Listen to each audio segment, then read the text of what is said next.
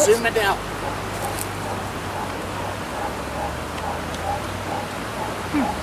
Alright guys, so I'm just going to take a quick look at a few things just for my area alone. These are things to me that are a absolute necessity. Start over here on the outside, 12-ounce water bottle. This little bit of paracord, that's what I tie my tripod on with. 12-ounce water bottle, stainless steel, and it is full of water.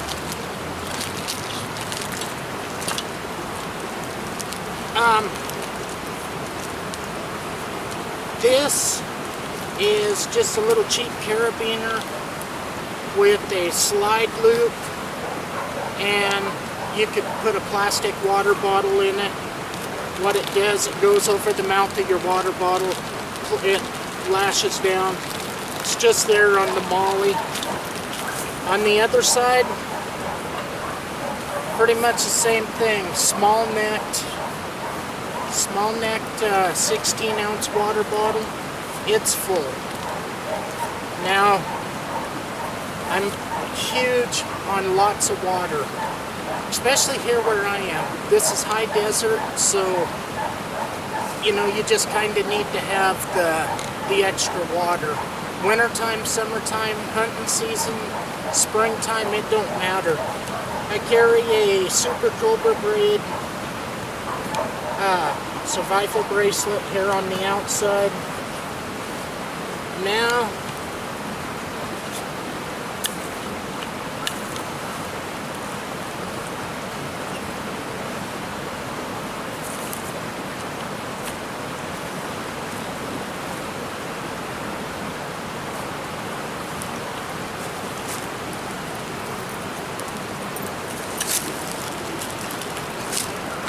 this is the first outside pocket.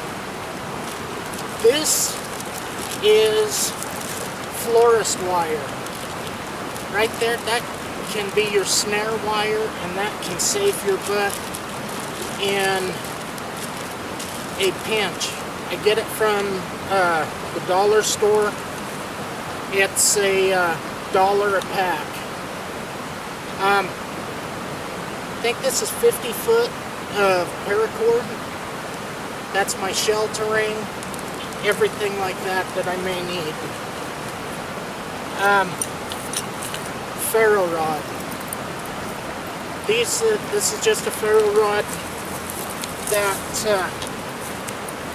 I put the handles on, and this is one like the one that I carry in my pocket that I showed you. The ferro rod, I really like. The striker, I really don't think much of. Knives. This little fillet knife, Dusty, can you see? Yeah. This little fillet knife right here, I can clean everything from a deer to squirrels. I can fillet fish. I mean, the blade has a really good flex you need to get in around the bones. Razor sharp, small, compact. Is it going to be as fast as your 12 and 13-inch blades? No, it's not. But it's going to get the job done. The Moras. You're going to see that I overcarry knives to a fault. I was a meat cutter for 15 years, and I've seen how easy a knife can break, and I've seen how durable a knife can actually be. And a knife will break at the worst possible time when you need it. So, you know, that's up to your discretion. You guys use what you want to, carry what you want to. I'm not saying that you have to carry what I have. Personally, I don't like to carry a backpack. I would rather have everything on my body with me and then I'm good to go. Then I'm not relying on the backpack itself. This, me and my son are out on a walk, and I'm not going to show everything in here. I have a couple cotton balls, extra bandana, and another knife. The reason I'm not going to show everything is because we just loaded up on movie snacks, and it's stuff that normally would not be in here, but it is right now. So that center pocket, that's kind of just where I load things up. Okay, for this area, yeah, I have, this is a brand new slingshot that I got. I have never seen one that had the sights on it like this. I'm going to change the bands out once they wear out and go with the heavy-duty black power band. But this thing's kind of cool because if you can get them out,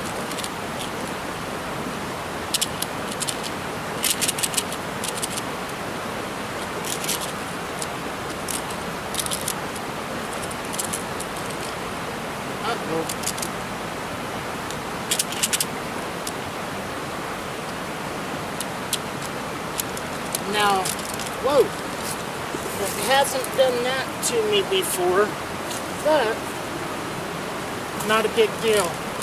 Inside the handle, it carries white marbles. Some of you guys that are shooters know what light tracer rounds are. That's what marbles are to a wrist rocket. It's basically a tracer round, so you can see where your shot's going. Like I said, guys, I'm not pushing a bunch of bullshit on you. You know, you guys carry what you want. Just the trick to all of this is being in your own comfort zone. The only person that can actually tell you what to carry in any of this is yourself. You have to know what everything does and what you can do with each thing. Right here, more ammo. Sometimes out here, you aren't always where you can just lean over, pick up a handful of pebbles. I'm a big proponent of plastic bags. With this, depending on the season, I can put food in here, I can put water in here, whatever. Now my bag changes a lot. There's a lot of stuff in here right now that's winter that will not be here in the summer. These gloves, brand new mechanics gloves, they're in here all the time. Pair of winter gloves. These are ice armors. They're made by Clam, and they're ice fishing gloves. They're waterproof, windproof, and if you get stuff on the outside water, I've literally stuck my hand down a hole in the ice to pull fish out of, and my hands never got wet, never got cold. Again, I'm not selling any of this. I don't even know exactly where you find that. Newcomers, if you want a bomb-proof knife for survival, more black. This thing I will stand behind, and I will give my word don't mean shit to anybody, but this is under 50 bucks, depending on where you find it. It runs, I think I paid $35 for mine off Amazon. That is the best knife when it comes right down to being able to just beat the hell out of it, whatever you wanted. SE6. This knife, when I bought it, it had a black coating on it, had micarta handles on it. I cut a burl out of Russian olive, made my handle. I took my Dremel, I put that little divot in there, that way I have a spot for a fire, or a ferro rod. I love this knife. That would be my go-to survival knife in a pinch. Now, Ka-Bar Cutlass. This knife is a beast. But if you want to get away from carrying an axe or something like that, a big heavy chopper blade, by all means, is every option in the world. I'm not going to split nothing, you know, monstrous with it, but it would do everything I need it to do in a pinch. Just a couple pairs of this is a lightweight glove, pair of winter mittens, and that's if anything gets wet. Another slingshot.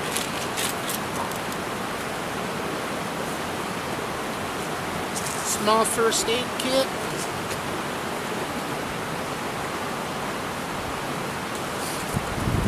Two more 100 feet of paracord.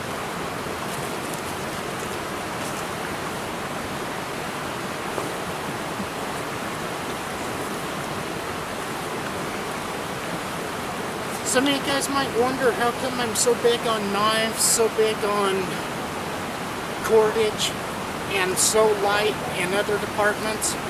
That's simply because out here I have a wide variety of pine trees, spruce trees, evergreens, and I can make a raised bed, put spruce boughs on it, or evergreen boughs on it, and then I'm warm. I can make an overhead waterproof shelter out of that, and I'm dry. So to me, the framework, making cordage is something that everybody should know how to do, but your cordage to me is one of the top I guess essential pieces of gear that I would need.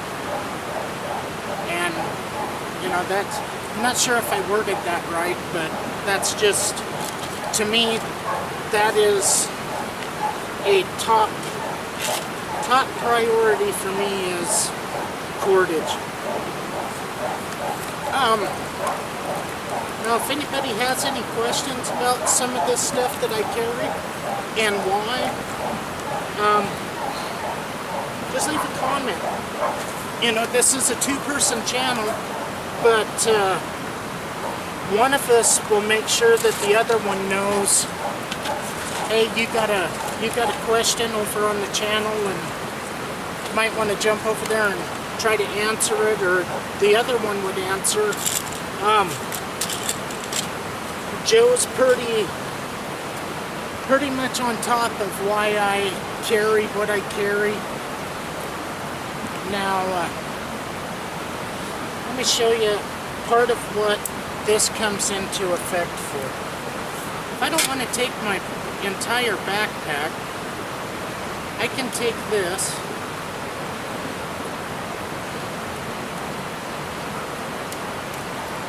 I go like this, and I can hook this on my belt loop. But should this thing work its way somehow where it comes loose there, I've still got it here. Now I double clip it so that it cannot get away from me. I mean, we've all been walking and had something just come loose and you wonder, where the hell did I lose that at? When did I lose it? And you get back to the car and it's in the car. But you're so used to, if you wear a wristwatch, take that wristwatch off and your skin, your body still senses that it's there. Even though it's off, you'll look at your wrist and know watch. That's the same thing that can happen when you're out. So, you know, it's just redundancy is a lot of it. Alright guys, I know this is pretty long-winded, so hopefully some of it makes a little bit of sense, and probably a lot of it won't, but as things go on, hopefully it'll come together why I carry like I carry. Alright, thank you guys for watching.